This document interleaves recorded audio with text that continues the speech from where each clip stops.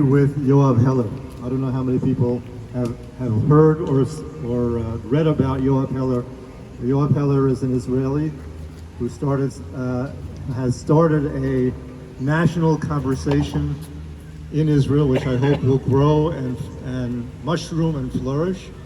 And he started off his TED Talk, which you can see on YouTube, by saying that we basically, as a Jewish people, we live in the best of times and the worst of times.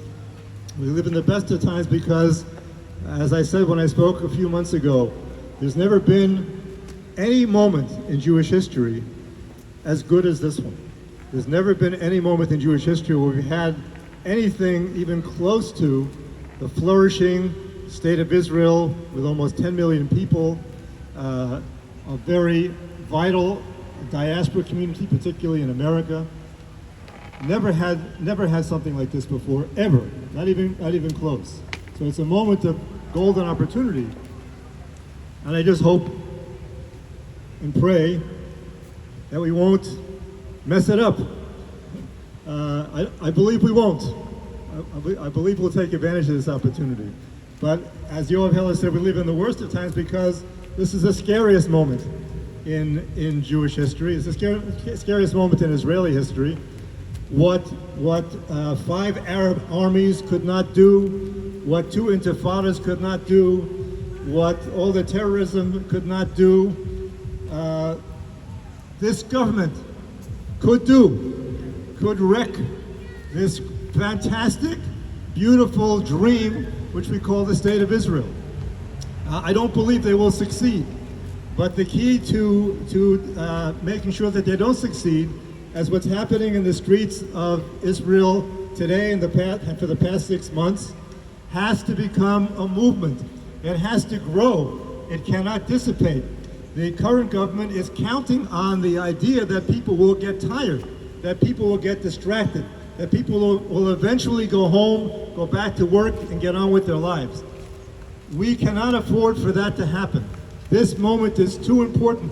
The current government is the most reckless, dangerous, racist government in Israeli history, and they are endangering the Jewish dream. They are endangering a dream of 2,000 years. They are endangering the fate of the entire Jewish people. And we, the world Jewish community, at the center of which is Medinat Yisrael, absolutely cannot let that happen. And if it's not going to happen, it will be because what's happening in the streets of Israel now with hundreds of thousands of people will get bigger.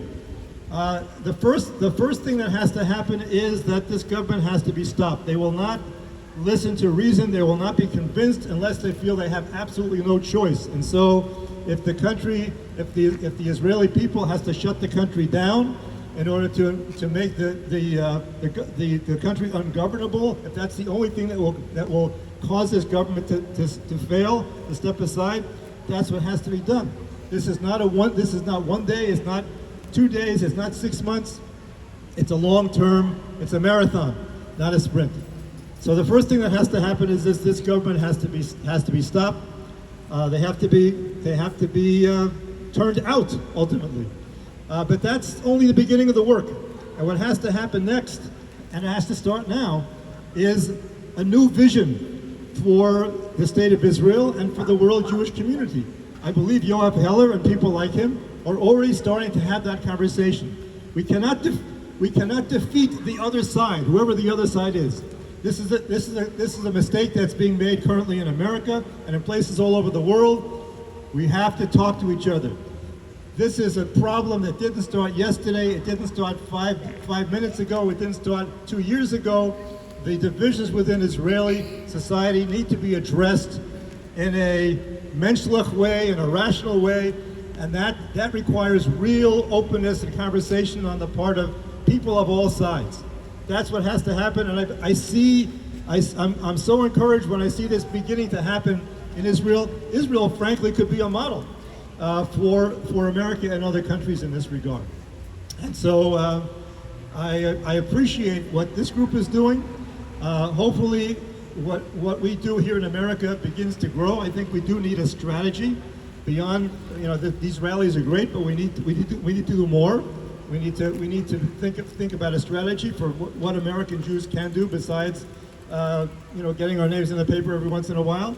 And we need to work with our Israeli brothers and sisters to support the huge numbers of people who I think represent the true heart and soul of Medinat Yisrael and the Jewish people, to support them in every way. And I believe if we do, I believe that this crisis will turn out to be a great moment of opportunity and the beginning of something truly beautiful for the Jewish people in the state of Israel.